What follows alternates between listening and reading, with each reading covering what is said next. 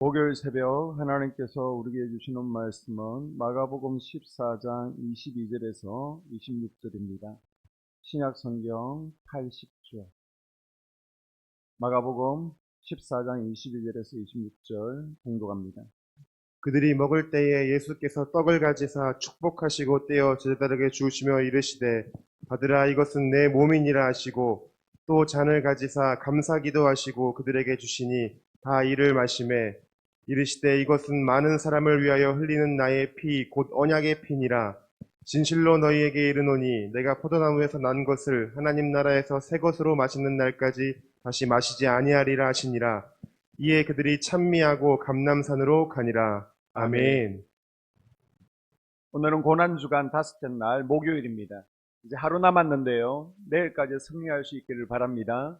그리고 내일 저녁에는 특별 치유 집회가 있습니다. 오늘 특별히 기도할 때에 하나님께서 강력한 치유의 강선을 발하시도록, 치유의 은혜가 내게 임하도록 또 기도하시기를 바랍니다.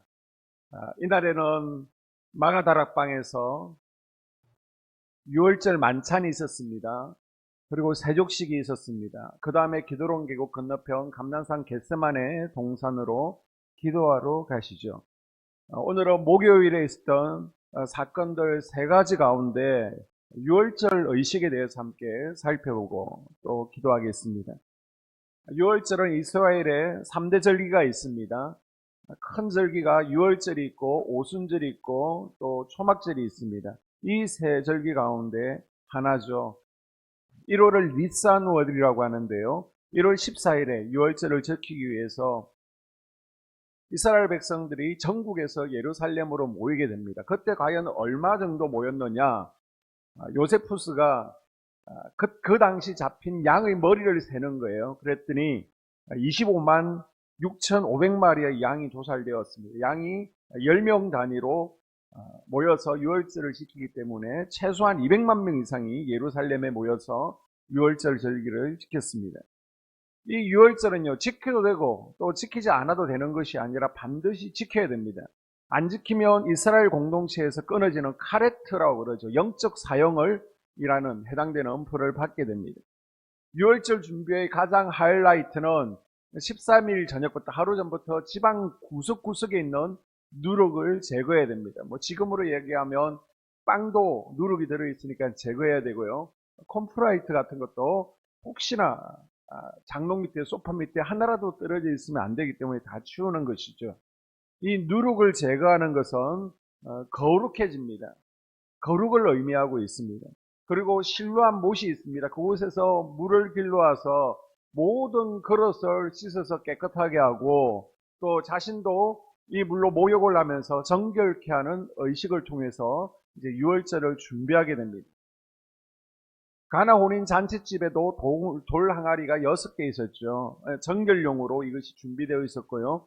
우리가 구정 명절 전에 목욕하는 것과 비슷한 개념으로 이해를 하시면 됩니다. 화면을 보시면 이 유월절 기간에는 길이 정해져 있습니다.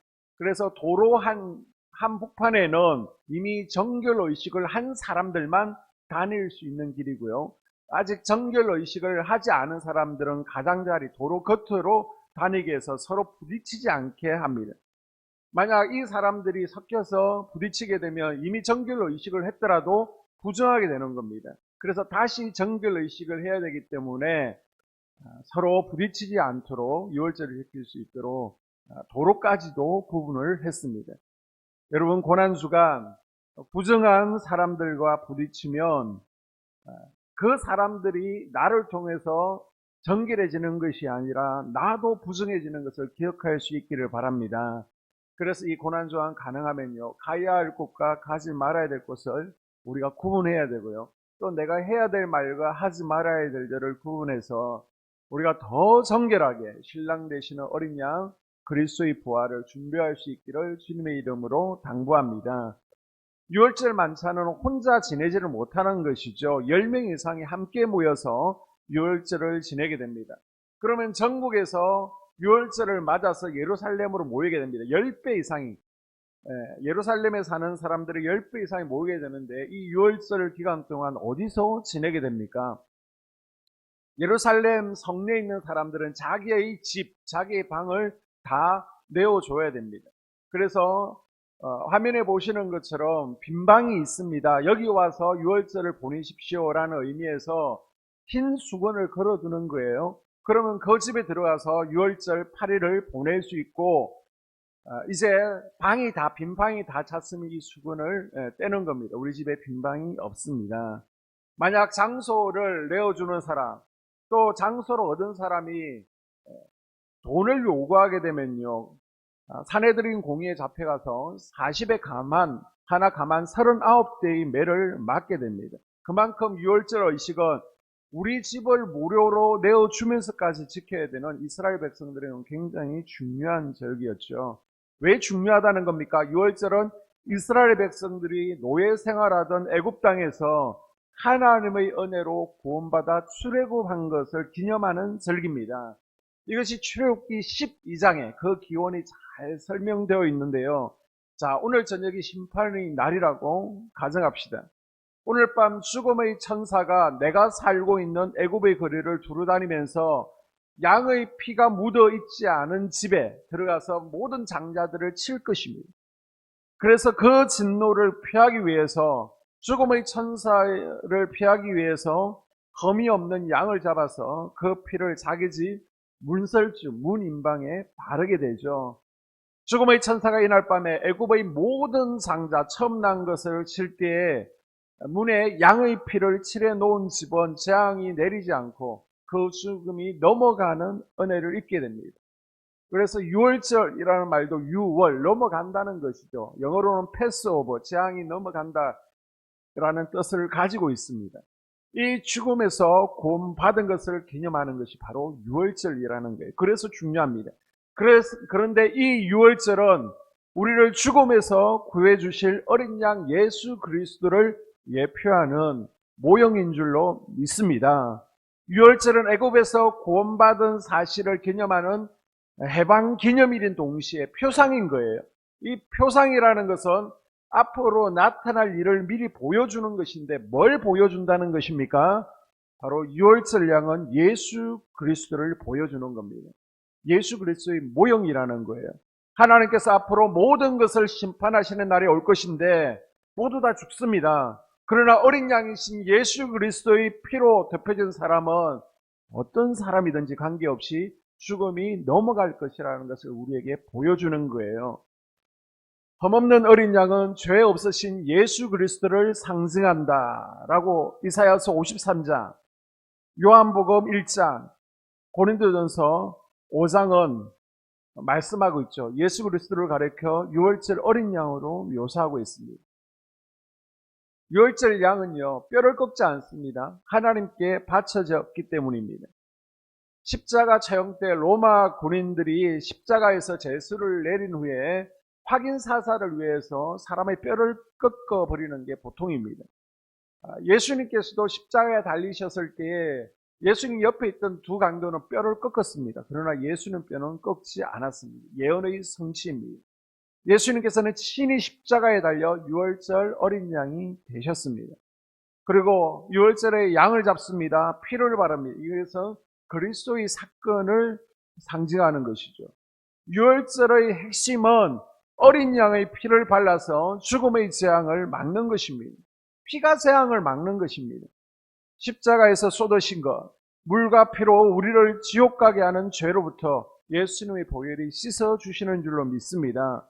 그리고 주님의 피는 우리를 날마다 우리가 죄를 지을 때 죄가 없는 것처럼 우리를 덮어주시는 거예요.